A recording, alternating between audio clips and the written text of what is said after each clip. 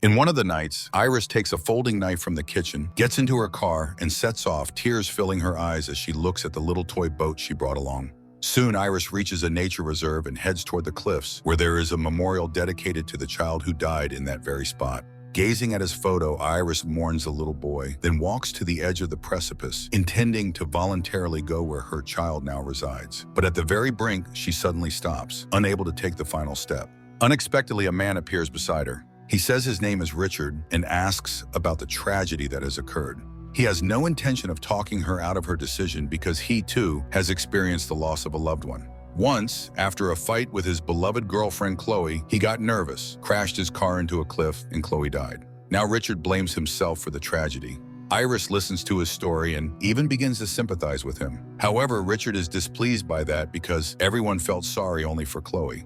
Meanwhile, he couldn't move for 3 months and lived with the help of medical devices. Iris understands Richard because their son also died due to the parents' inattentiveness while they were busy with their own pursuits. Her husband was carving names on a tree, and Iris was gathering flowers when their boy fell from a great height. Now she doesn't want to go on living, as if something inside her has broken. Suddenly, Richard stands up, ready to leave the cliff. Iris realizes she no longer wants to jump and follows her new acquaintance back to the cars left at the park entrance. Richard has parked his car close up against hers. She points this out, and the man walks around her vehicle as if about to help, but suddenly pulls out a stun gun. When Iris is shocked by it, she loses consciousness. The woman comes to her senses, tied up in the back seat of Richard's car. He warns her not to bother calling anyone, since there's no phone signal in the mountains, and there's no one who can help her. He laughs at her pleas to let her go, taunting her with the little toy boat belonging to her son, which he found in her car, hoping to completely break her spirit. But then she suddenly remembers the folding knife, pulls it out of her pants pocket, opens it, and begins to slowly saw through the ropes. To distract her captor, she starts asking questions about his family. Richard, however, shifts the conversation to her dead son. As for Iris herself, he plans to take her to his cabin in the woods, where they will have a wonderful time, and he will braid her hair. But at that very moment, Iris frees her hands and shatters his daydreams with a knife strike. The wound turns out to be superficial, yet Richard loses control of the car and crashes into a tree. Iris escapes the vehicle. However, Richard grabs her. Eventually, they both end up tumbling onto the road, each on opposite sides of the car. Iris frees her legs, but has no idea which way to run. Richard also gets up, annoyed that she ruined his perfect plan. He's angry he didn't check her pockets. At the same time, he's surprised by her resistance, since just an hour ago she was ready to end her own life. Though soon she will start feeling the effects of a drug he injected to ensure she couldn't escape. Before long, she'll lose the ability to move and speak, so he advises her to stop resisting. Nevertheless, the young woman runs off into the forest. There, she starts a timer on her watch so she won't miss the moment when her body fully shuts down. She tries to get as far away from the road as possible, but her body begins to fail, and Richard's voice sounds ever closer. Soon her body starts to go numb. Iris spots a hollow under the tree roots and hides there. Just then, Richard's voice sounds very close, but not hearing any movement, he passes by. When it seems he's lost her, Iris suddenly realizes she's hidden in an anthill. The insects crawl into her nose and eyes, and she can't stand it, rolling out of the hollow.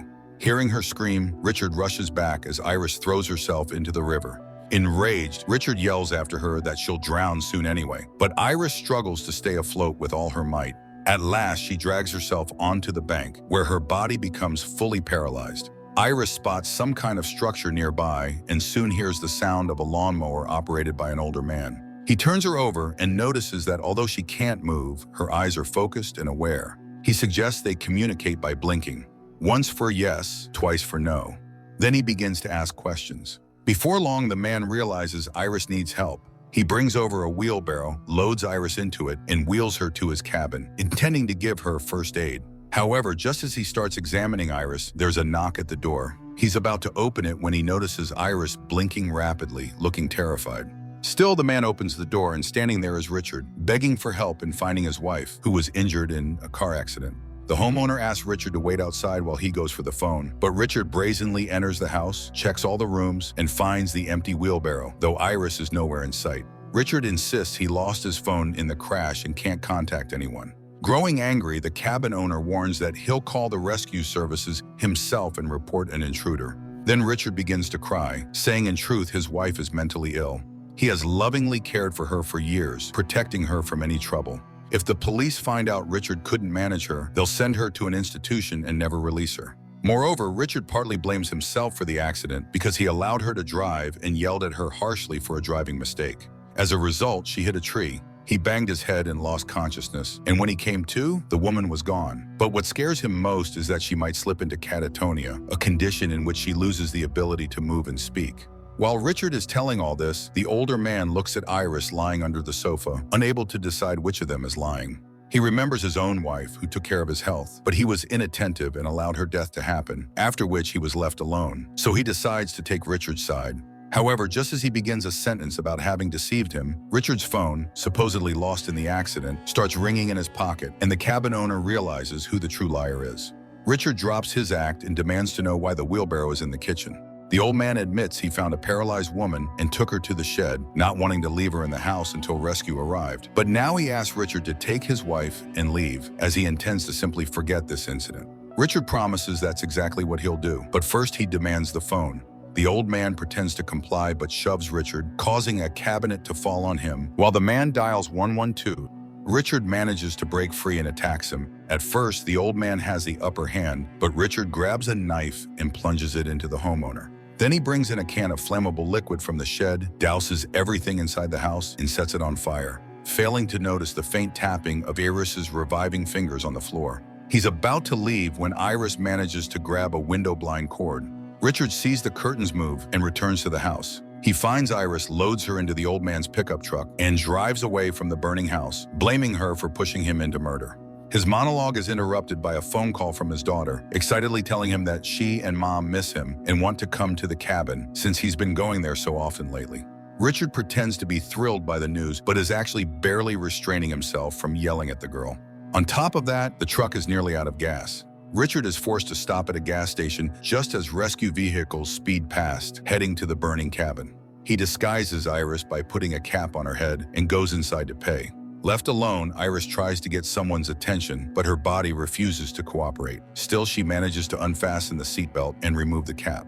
A passing child notices this, but before he can alert his mother about the strange lady, Richard returns. Even so, the woman sees Iris's immobile form. Richard takes her back to the scene of the morning accident, where his car still stands, and begins to repair it.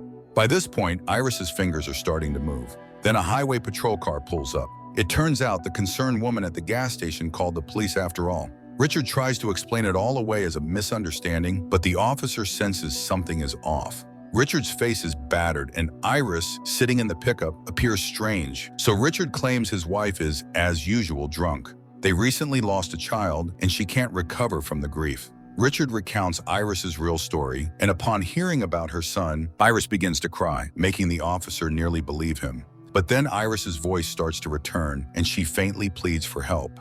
Plus, right in front of her lie a syringe with some substance and plastic zip ties, convincing the officer that something illegal is happening. He doesn't get a chance to react. Richard kills him with a heavy chain. Then he puts the body in the patrol car and sets it on fire. Richard drives off, blaming Iris for the officer's death. She suddenly recalls his story about the clinic and suggests that's when he went insane. But Richard believes it was only when he saw the dead Chloe that he understood God's purpose for him.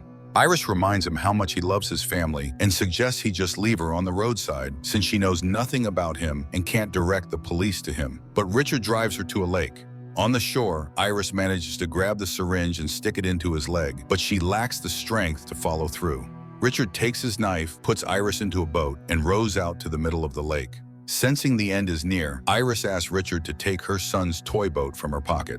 When he leans in, she pulls out his knife and plunges it into his neck. He yanks it out and grabs a gun, but Iris pushes him out of the boat. Richard tries to climb back in, but Iris snatches the gun and fires toward him. He vanishes underwater. After some time passes, Iris is lying in the boat while Richard swims toward the shore. However, the boat starts taking on water and begins to sink. The little toy boat floats on the surface of the lake as Iris emerges onto the pier. Later, she sees Richard, still alive on the shore, and unexpectedly thanks her would-be killer because now she has realized the value of life. Strangely enough, for a film about immobility, the picture turns out to be dynamic, with vivid characters, surprising twists, and a moral that, though simple, remains indisputably true. Life is precious, even if you don't believe it.